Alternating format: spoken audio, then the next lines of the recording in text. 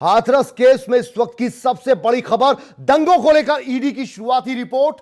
सूत्रों के हवाले से खबर, दंगों के लिए हुई थी 100 करोड़ से ज्यादा की फंडिंग। मॉरिशस से पीएफआई यानी कि पॉपुलर फ्रंट ऑफ इंडिया को 50 करोड़ भेजे गए।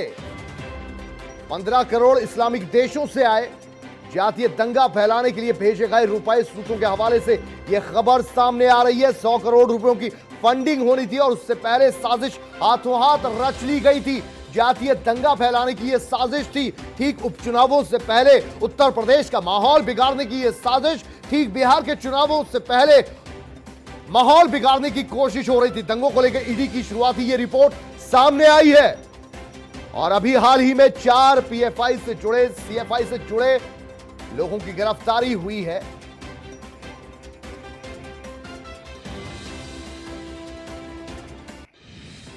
गगन मिश्रा हमारे संवाददाता इस खबर पर लाइव हमारे साथ और ज्यादा जानकारी हमें देंगे। गगन मिश्रा, जिस बात का डर था कुछ वैसी ही तस्वीर साफ होती चली जा रही है।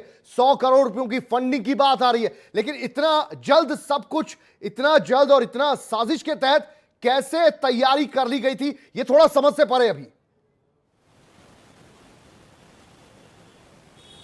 देखिए, बिल्कुल अगर जो जैसे कि सरकार का दावा है और साथ ही साथ जो उत्तर प्रदेश पुलिस का दावा है वो यही दावा है कि करीब 100 करोड़ रुपए इस पूरे जाति जो सद्भाव बिगाड़ने की कोशिश की जा रही थी उत्तर प्रदेश में हिंसा फैलाने की कोशिश की जा रही थी, उस पूरे मामले को विदेश से फंडिंग हो रही थी और करीब 100 करोड़ रुपए की फंडिंग हुई है, जिसमें अभी जो शुरुआती दौर में पता चला है कि मॉरिशस से करीब 50 करोड़ रुपए फंडिंग किए गए थे। तमाम संगठनों को, पीएफआई, सीडीपीआई, सीपीआई और तमाम और संगठन है जिनको ये फंडिंग की गई थी, जिसकी सहायता से सोशल मीडिया में कैंपेन चलाया जा रहा था, वेबसाइट चलाई जा रही थी, लोग इकट्ठे किए जा रहे थे, हाथरस में लोग भेजे जा रहे थे। तमाम वो जरूरत जिसमें धन की जरूरत होती है उसके लिए फंडिंग की जा रही थी। लेकिन सबसे बड़ा सवाल, बिल्कुल आपने सही कहा कि इतनी जल्दी कैसे ये सब संभव हो चुका। उसमें अगर हम थोड़ा सा बैकग्राउंड में जाएं तो जब सीए और एनआरसी का खिलाफ हिंसा चल रही थी उसमें भी ये सामने आया था कि पीएफआई के साथ साथ इंटरनेशनल कुछ संगठन थे जो बाहर से भारत में फंडिंग कर रहे थे, कश्मीर में फंडिंग कर रहे थे। तो उनकी जो एक प्रोसीजर होता है उत्तर प्रदेश में और भारत में यहाँ की शांति व्यवस्था खराब करने की, तो वो उनका एक प्रोग्राम, जो कह सकते हैं एक प्रोग्राम चलता रहता है। और जैसे ही उत्तर प्रदेश में या भारत में कहीं भी ऐसी कोई घटना होती है जिससे उन्हें लगता है कि उसका लाभ वो उठा सकते हैं, वहाँ का माहौल खराब कर सकते हैं उस घटना का फायदा उठाकर, तो त्वरित रूप से वो अपने प्लान को इम्प्लीमेंट करते हैं और उसके तहत फंडिंग कर देते हैं। जो दावा है, जो अभी सरकार की जो तरफ से दावा किया जा रहा है, वो साफ तौर से दिख रहा है कि एक लंबी बड़ी साजिश चल रही थी उत्तर प्रदेश के खिलाफ, यहाँ की सरकार के खिलाफ, यहाँ का जो शांति व्यवस्था है वो बर्बाद करने की, खराब करने की। उत्तर प्रदेश पुलिस को वैसे भी राजनीतिक दल के निशाने पर थी। साफ तौर पर यह दिखाया जा रहा था कि आम जनता प्रताड़ित है, आम जनता सरकार के खिलाफ विद्रोह करे, आम जनता को भड़काया जाए, आम जनता को भड़काया जाए। वो तमाम चीजों के लिए अलग अलग संगठन तैयार किए गए थे। पीएफआई हो गया, सीडीपीआई हो गया, आम लोग हो गए, कश्मीर। गगन, ये बताइए कि इस पूरी कवायद को लेकर क्या पूरे सूबे को अस्थिर करने की कोशिश थी या उपचुनावों में किसी तरीके से किसी पार्टी को फायदा पहुंचाने की कोशिश थी या किसी को नुकसान पहुंचाने की कोशिश थी? देखिए, बिल्कुल नहीं। जो उत्तर प्रदेश का दुश्मन है या जो भारत का दुश्मन है वो किसी सियासी दल से संबंध नहीं रख सकता है। हम खासकर हम तो नहीं कहेंगे, क्योंकि सियासी दल सियासत जरूर करते हैं पर देश के खिलाफ नहीं होते हैं। क्योंकि जो लोग फंडिंग कर देश का माहौल खराब करना चाहते हैं, जो फंडिंग कर उत्तर प्रदेश का माहौल खराब करना चाहते हैं, वो इस देश के हम कह सकते हैं कि शुभ नहीं चाहते हैं, भला नहीं चाहते हैं। तो वो सियासतदान से कोई इत्तेफाक नहीं रखते होंगे, जैसा कि हम लोग समझ सकते हैं ये चीज। उनका एक ही उनका एक कह सकते हैं कर्तव्य है, या एक ही वो। गगन, ये भी आपसे जानना चाहेंगे, सोशल मीडिया में बहुत सी चीजें ऐसी ट्रेंड कर रही थी या प्रसारित की जा रही थी जिनमें ये बताया जा रहा था कि एक संदीप जो आरोपी है उसका पिताजी, जिसकी तस्वीरें राजनाथ सिंह और जिसकी तस्वीरें प्रधानमंत्री मोदी के साथ भी थी, और यह बताने की कोशिश की जा रही थी कि ये मुख्य आरोपी संदीप का पिता है। कुछ ये भी तस्वीरें सामने आई। एक चंडीगढ़ का एक मामला है जिसमें युवती का दुष्कर्म कर उसे मार दिया गया था, उसकी तस्वीरें भी गुड़िया को बताते हुए लगाई गई। तो यह भी क्या उसी साजिश का हिस्सा था या ये साजिश से मुख्तलिफ है? देखिए कुलदीप, अब अगर हम साजिश को कुछ भागों में बांटे तो कई भाग में साजिश रची गई थी। एक तो साजिश ये रची गई थी जो जिस महिला या जिस गुड़िया का दंदगी की गई, उसकी मृत्यु हुई, उसकी जो तस्वीरें थी और उसके बारे में बताया गया कि उसका अंग भंग किया गया, उसकी जबान काटी गई, उसके शरीर के साथ कई दरिंदगी की गई, वो सोशल मीडिया में शेयर की गई उसकी तस्वीर के साथ। उसे सोशल मीडिया में शेयर किया कुछ संगठनों ने, जो लोग सरकार के विरोध में हैं या फिर जो चाहते थे गुड़िया को न्याय मिले, उन्होंने उस तस्वीर को शेयर किया। यानी कि ना चाहते हुए भी ऐसे लोगों के कैंपेन में शामिल हो गए जो देश का और उत्तर प्रदेश का शांति व्यवस्था खराब करना चाहते थे और यहाँ का माहौल खराब करना चाहते थे।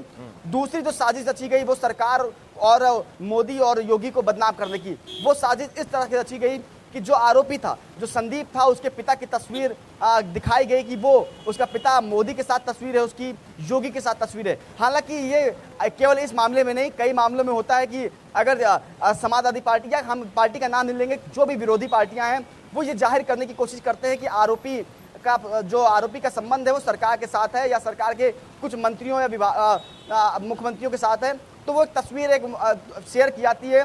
हम ये कह सकते हैं अवेयरनेस नहीं होता या फेक पोस्ट चलते हैं। लेकिन उसका साजिश को जो साजिश करता थे वो सब भारत से बाहर बैठ के ऑपरेट कर रहे थे, वेबसाइट चलाई जा रही थी, फंडिंग की जा रही थी।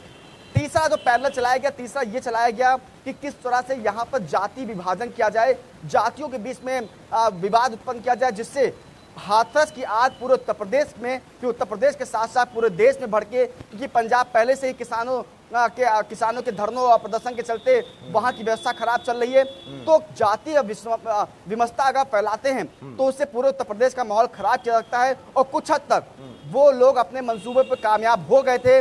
लगातार हाथरस की स्थिति खराब से हो रही थी, बद से बदतर हो रही थी। पुलिस की एक छोटी सी गलती को बढ़ा चढ़ाकर प्रस्तुत किया जाता था सोशल मीडिया में, जैसे लोग पुलिस के खिलाफ विद्रोह करें, सरकार के खिलाफ विद्रोह करें, और उसका आज खुलासा हुआ है। ईडी ने अपनी जांच शुरू कर दी है और साफ तौर पे दिख रहा है कि 100 करोड़ रुपए एक बड़ी रकम होती है, वो फंडिंग की गई थी। 50 करोड़ रुपए मॉरिशस से आए थे। किसके आए थे, किसने किया, किसके अकाउंट में किया, फिलहाल ये ऑफिशियली अभी तक इसका ऐलान नहीं हुआ है, ना ही बताया गया है, क्योंकि जांच लंबी है। इसके तार पड़ोसी देशों से भी माना जा रहा है कि पड़ोसी देशों से भी कई लोगों ने फंडिंग की और कई प्रकार के ऐसे सोशल अकाउंट्स बनाए गए थे। कुलदीप, सबसे बड़ी बात है, हाथरस की घटना जब होती है तब नहीं बनाए गए, जब गुड़िया का बॉडी जलाई गई उसके बाद एक दिन बाद कई ऐसे हजारों की संख्या में अकाउंट्स बनाए गए सोशल मीडिया में, जो महज 3 दिन के बाद डीएक्टिवेट कर दिए गए, जब इस पूरे मामले की जांच सरकार ने खुलासा किया कि इसमें कोई साजिश चल रही थी। अच्छा गगन, आपसे ये भी जानना चाहेंगे, पीएफआई के जो एक्टिव मेंबर्स पकड़े गए हैं मथुरा से, ये बताइए कि उनका क्या कुछ किरदार था, उनको क्या टारगेट दिया गया था, किस मकसद से हाथरस पहुंचना चाहते थे? देखिए बिल्कुल, जैसे कई भागों में इन्होंने बांट रखा था अपने पूरे मिशन को। एक मिशन था सोशल मीडिया के माध्यम से कैसे विषमता फैलाई जाए, लोगों के बीच में आग लगाई जाए, सरकार के खिलाफ विद्रोह किया जाए, जातियों को बांटा जाए। तो उसके चलते सोशल मीडिया में एक कैंपेन चलाया जा रहा था। कुछ पेजेस बनाए गए थे, कुछ अकाउंट्स बनाए गए थे, उसमें एक पोस्टर तैयार किए जा रहे थे, कुछ फोटोज तैयार की जा रही थी, मॉप की जा रहे थे, बड़े न्यूज चैनल या किसी भी न्यूज चैनल के स्क्रीनशॉट लेकर उसमें से कुछ अलग अलग फेक बयान टाइप करके पोस्ट किए जा रहे थे। जो पकड़े गए थे चारों लोग, उनके पास से एक लैपटॉप बरामद हुआ था। उस लैपटॉप में वो तमाम पोस्टर बरामद हुए थे जो सोशल मीडिया में पोस्ट करने के लिए रखे गए थे। दूसरा, दिल्ली से वो चारों लोग हाथरस पहुंच रहे थे। हाथरस पहुंचकर यहाँ पर लोगों को भड़काने के काम करने वाले थे। जैसा कि उन्होंने पूछताछ में बताया कि वो लोगों को वहां पर भड़काते, लोगों को जातियों में बांटते, क्योंकि वहां पर एक धड़ा पीढ़ी के साथ है और एक धड़ा जो आरोपी है उनके साथ है। आरोपी महापंचायत कर रहे हैं, भीड़ लग रही है। न सिर्फ उस चंदपा थाने के अंतर्गत पूरे हाथरस, अलीगढ़ में, आसपास के जिलों में, आगरा में महापंचायतें हो रही हैं। तो वहां पर सिर्फ हाथरस ना जाते, आसानी से उस माहौल को भुनाया जा सकता था, आसानी से वहां जातीय हिंसा खड़ी की जा सकती। बहुत शुक्रिया आपका गगन मिश्रा इस पूरी जानकारी के लिए।